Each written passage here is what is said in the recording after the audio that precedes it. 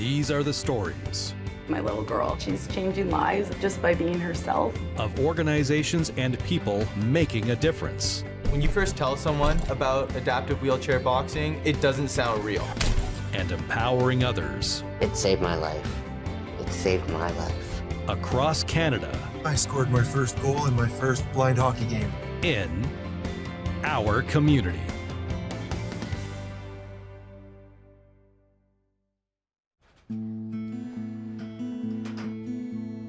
I'm Robyn Rennie, and on my lap is my miniature Dachshund Murray. I'm an older female with graying hair. I wear glasses, and I'm dressed in black that has paint on it because I'm an artist.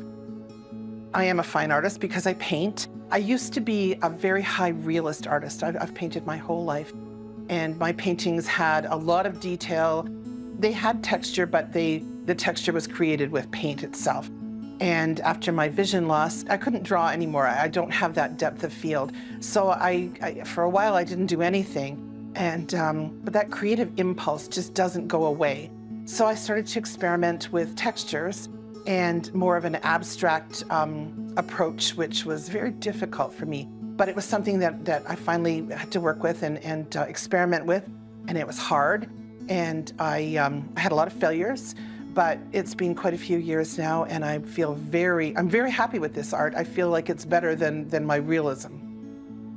I was 44, and I was a busy working mother. I had 3 kids, and I was teaching pretty much overnight. I got this headache, and within 6 days, I was completely blind. My optic nerve had completely shut down. It had swollen up, and it took many months for the vision to come back to what it did.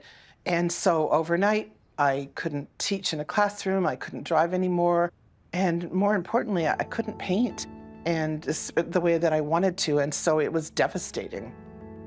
This painting is one of the first paintings that I made after my vision loss. I wanted to show my doctor how I could see because it was extremely difficult. The background is black, and within the painting, within the square painting, is a square window, and the window is light blue and silver and highly textured, and then all around the edges of the window are purple, interference purple and interference blue, because the light breaks apart and it smudges into the dark background.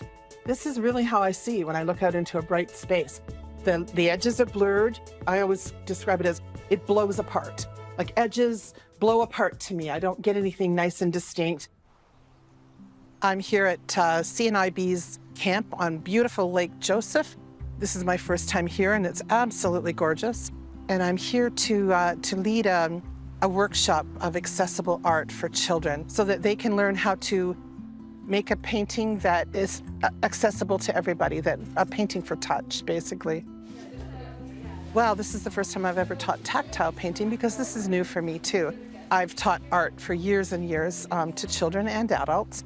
But because I had to change my own way of doing things with my vision loss, and I became acutely aware of how inaccessible visual art is to people with vision issues, I started to make things more accessible by using tactile materials and audio description as well. And so my hope is to be able to help these kids learn how to make accessible art themselves. I've been an ambassador for CNIB for many years, first in Belleville and then up here, just in speaking with Sherry and talking about bringing the art up here for people to see and to touch. And I guess it was really her idea she asked me if I would be willing to teach a class to kids, and I was all over that because I love kids. Robyn is a volunteer with us. Volunteer Robyn. Oh, Sherry's wonderful. Sherry is enthusiastic and generous and knowledgeable. She's the perfect person, I think, for this job. So I am Sherry Helsdingen, and I'm the manager of community engagement at CNIB Lake Joe. CNIB Lake Joe is this magical place. So it is the only camp of its kind in Canada that serves specifically people who are blind, partially sighted, and deafblind. And when people think of camps, they often think of kids, but we serve people of all ages. So our youngest camper has been 2. Our oldest camper has been 92. I met Robyn at the CNIB office in Barrie, where I live and used to work before I came to Lake Joe. And she was involved as a blind volunteer. I did not know that she had this talent as an artist. She was helping us do a lot of important advocacy work. And when I discovered that she was actually developing this accessibility tool so that anybody with sight loss can appreciate and enjoy art independently, I felt like that's awesome. So back in the day, I had her do some articles for us and we featured her. But now that we're at Lake Joe, I couldn't pass up the opportunity to have her do an art class with our kids. I've made little palettes that are accessible. Everything is labeled in Braille, and I've designed it so that the 6 different mediums that we're going to use are from smoothest to roughest, so that they can decide based on by what it feels like when it's dry. Because everything that they're using today is of course wet, so they will be able to touch the things that are dry, and that's how it's going to be in a couple of days, and then decide what they would like to do and how they would like to impart their feelings with these different materials. We're in Family Week at Lake Joe this week, so we have the full age spectrum. We have moms and dads, kids of all ages. My name is Robyn, and I am an artist, and I have a visual impairment, like all of you. The kind of art that we're going to talk about today is visual art. And that seems like a funny thing to talk about, because visual art means what? You have to see, well, sing is one. You have to see it, right? So, and when you don't see very well, sometimes it's hard to understand what it is that you're looking at. Today, at our special accessible art class, Robyn is going to take us through an experience where people can create art with, it's not just paint and paint brushes. So she has spent a lot of time making this a full sort of sensory experience. So the materials that we're going to be using are tactile and textured. So it's not just paint, but like building things up on the canvas so that people now and later when the paint dries can be enjoyed in different ways. So there'll be color, texture, the whole sensory experience of the smell of paint and textures and having fun with it. And what are some feelings that you might want to paint in your art? Love. Love, that's a good one. What else? What about some bad feelings? Yes? Mad. Mad, absolutely. Anger. What would be a good color for anger? Red. Red, absolutely. But what if you didn't see red? What could you do then? How would you make it look angry? A dark purple. Dark purple would work, or black. This was interesting to me when I asked them what an angry color was, and everybody said red. Well, that's kind of, we all know about that. Well, these children don't see red. So she was thrilled to be able to create a piece of art using these textural, tactile mediums to create anger. And that's what her art was all about, was creating red, basically. And I was fascinated by that. It's something you don't always think about. So now comes the part where we're going to talk about tactile art, and this is where I want you to help me, okay? You can touch it as much as you want, and then I'm going to read to you a description, okay? But I want you to try to imagine when I tell you what it's like, okay? So, Intention is a 12 by 12 inch mixed media painting of half a multicolored heart on a bright teal background. Could you imagine that? Was it easier to imagine it when you were able to touch? I don't think they realized how much of an experiment it really was, because I wanted to see with my tactile work, I was having them feel a piece and listen to me describe it. And then other kids were just exploring a piece without the description to see if they found that it helped to be able to touch it. The different ways that they engaged in this taught me, the whole purpose in going forward, I really want to make art as accessible to as many people as possible. And like I said, it's not one size fits all. So it's not easy. It's very difficult to try to encompass as many things as possible. I'm Avery, and this is my little sister Nora. It was really fun. I liked to work with different materials, and I like to actually be able to make paintings that I am able to feel, because seeing's a bit harder. I like making different crafts and stuff. I love it.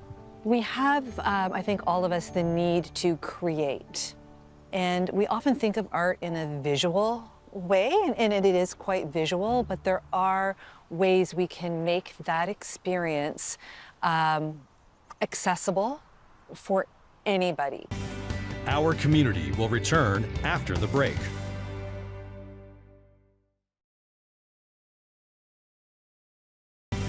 We now return to Our Community. Well, initially in my 20s, I was very influenced by Robert Bateman and the wildlife art. I painted a lot of birds, and as detailed as possible. My goal was to capture things realistically. Slightly before my vision loss, I started to experiment more with a little bit of collage. So I would put some things into my paintings that, I would use some of my own photographs. So I was already, I guess, moving away from the high realism when this happened. And that was when I started to really work with the mediums and the different grounds and try and create texture. When I first started to paint again, I started to loosen up and I started to use things differently. And so I just began to really experiment with different ways to portray elements more than in a stereotypical kind of way. This painting, the subject matter is the elms in Markham, where I grew up on Thompson Court. I lived right between my grandmother and my great-grandmother, which was an absolutely wonderful experience to have. This painting is, it's 24 inches wide by 36 inches tall. And in the lower center portion of it is an old photograph of the house that my great-grandfather built, and it's in black and white. And I've taken that, and all around the edges, I've built up vegetation. So that's what this painting is all about, is how I felt about the elms. And it's very close. Like when you look at it, the vegetation kind of closes in on the house. And that's how it felt. It was safety and a place of just great happiness. My lived experience now was as a person with a visual loss. So when I went to art shows and I participated in these shows and visited other friends' shows and went to the AGO in Toronto, I discovered that, I can't really tell what I'm looking at. And so that was when I really started to, the second part of my story happened. So I adapted, I had my vision loss and I adapted my art and had to reimagine how I was going to portray things and convey things. And then I realized that there are a whole lot of people like me, like I'm part of a community that really struggles with visual art. And so I started to change my art, especially my public art, in terms of accessibility. I always included large print. I always included Braille wherever I could. This one is actually a very simple example. It doesn't have a lot of different work, but what I did for this, the only thing that I used was modeling paste. And I repeated what I had done the first time, and then used catalysts of various sizes. So you can run it through that. That's how I get this wide texture. And then there are some narrow textures, further up in here. So this is grass, and that's what I'm trying to impart, is the feeling of the flowing grass. And then at the top, it's thicker and it billows, and that's the clouds. This is a quintessential Ontario farmland. That was the intention of this painting. The community can engage with it too. And so that became a really huge focus. That actually is the focus of my art now, is to make it as accessible as possible. Yeah, I'm Robyn's husband, Stan. I help Robyn, support her any way I can in her art career. When Robyn first started doing this, she wanted to have some audio descriptions being read and some method of doing some extra media, extra ways of making it accessible for people. When we looked around, there really wasn't anything available that wasn't horrendously expensive. There's lots of stuff that is appropriate for museums, large galleries, things like that. But nothing affordable for smaller galleries or individual artists. So we just decided we had to make our own. Just found sourced parts. It's all open source, readily available parts. I think there's probably $20 or $30 worth of hardware in it and a bit of software coding, and that's how this grew up. Finished product, headphone, push the button to start, really simple. We wanted it to be very simple because if you don't see well, it's very hard to operate anything complex. Just put the headphones on and push the button, and then you can hear Robyn's description of the painting. Our intention is to share this with anybody that wants to make it. If any galleries or artists want to do this in the future, we'd be more than happy to share the designs. There are museums, especially in Europe, that are creating tactile pieces of, say, Tutankhamun's sarcophagus or the Mona Lisa, and so that people can explore those things. But I don't know that at this point there are any other artists creating their own tactile work as well. This painting is called Searching for Cypress Hills. When I painted this, I put a lot of this, what's called peat plastic. It's a product that Tri-Art makes, and they recycle plastic containers that they put their mediums in, and they grind it all up, and they sell this as a medium. And it's very sharp. And in fact, when I made the tactile replica of that, I will put something over this. It's still pretty sharp. I actually used a little bit more, I think, of the peat plastic than I did in the original piece, just because I really wanted to get that impression across. The tactile pieces were really well received. This is a different part of the experience of art, being able to touch. And I know for myself, I'm always needing to touch everything. And children in particular really, really enjoyed that aspect of it, but adults too. It's just another dimension of the art experience. Our Community will return after the break.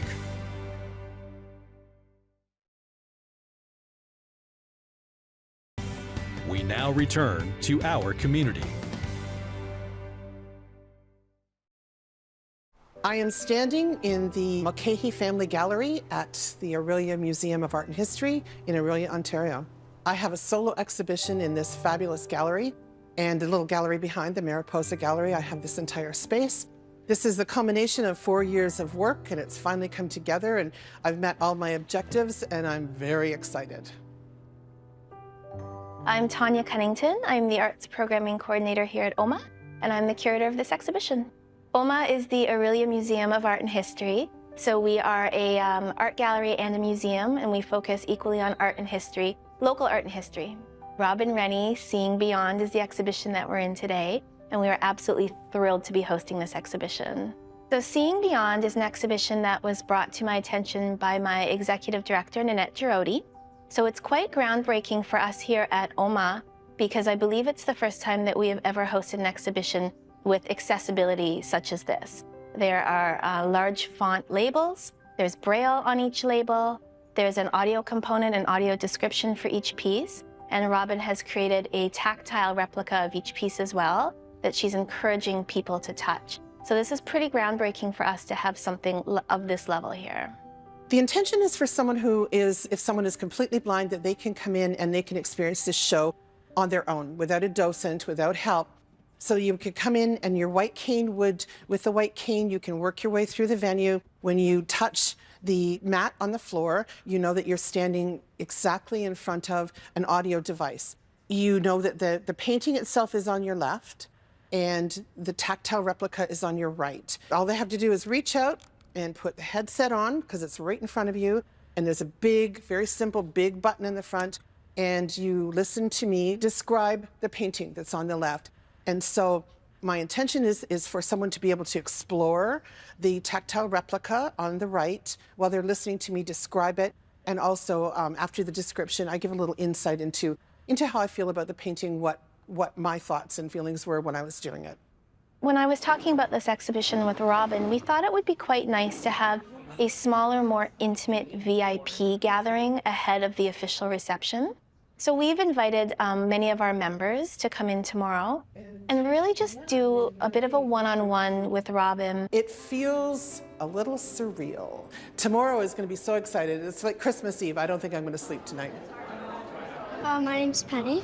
I really like all the colors and how they're not like what you would find in real life, like grass with like purples and pinks. I was listening to a couple of the headphones and there's lots of cool stuff she was saying about it. That felt really cool. My fingers, they're pretty cool to touch.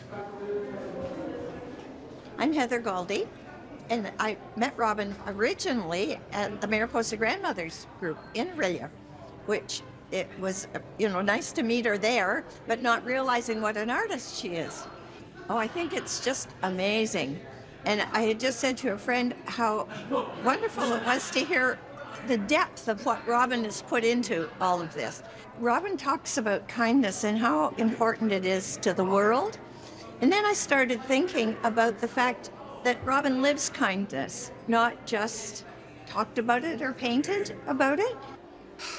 I'm still high as a cloud, you know, yeah.